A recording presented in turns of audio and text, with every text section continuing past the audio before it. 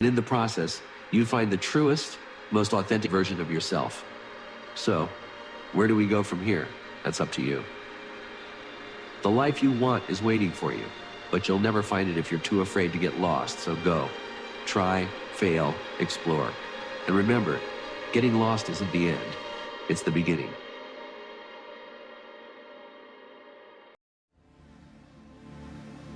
There's been many, many people that have just put their foot down and said, enough, I'm going to change my life.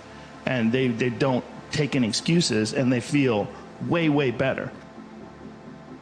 Everything in life that's hard is just a series of things that are easy. You just have to take that first step.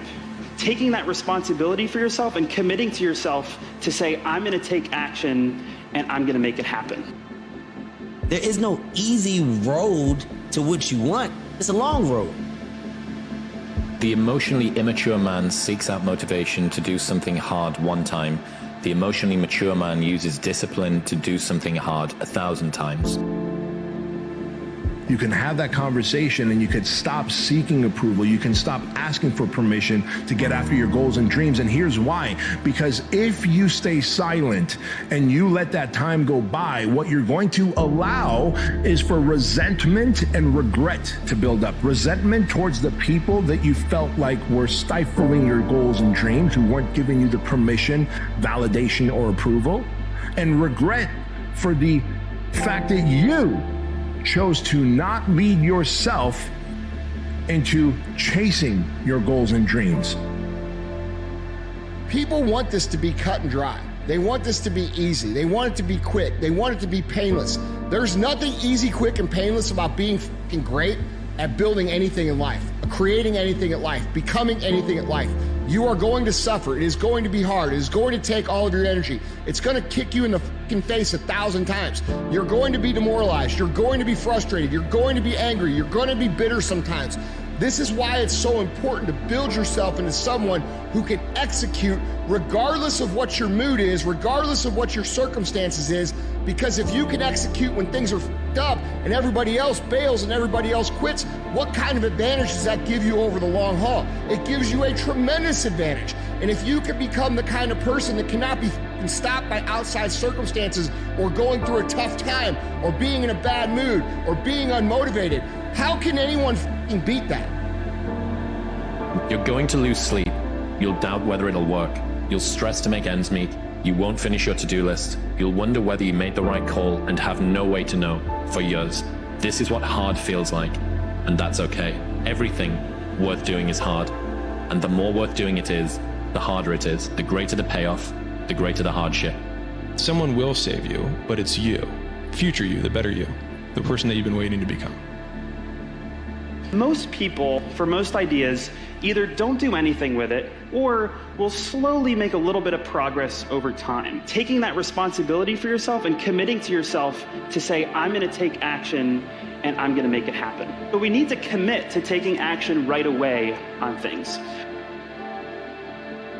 It is impossible for you to accomplish anything worthwhile in life without the ability to concentrate single-mindedly on one thing at a time and stay with it until it's complete.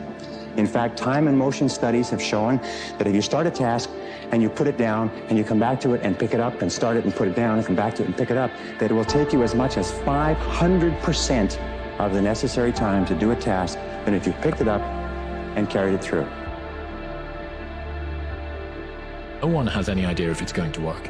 That is a painful cost of trying to do things with no promise that they're going to succeed. If you knew that it was going to work, there would be no risk in doing it. You haven't been given this bespoke, idiosyncratic challenge that only you have to face. This is what every person who gets from a place that they are to a place that they want to be has to go through, because you need to try things with no promise that they are going to work. What are you doing when you're stuck?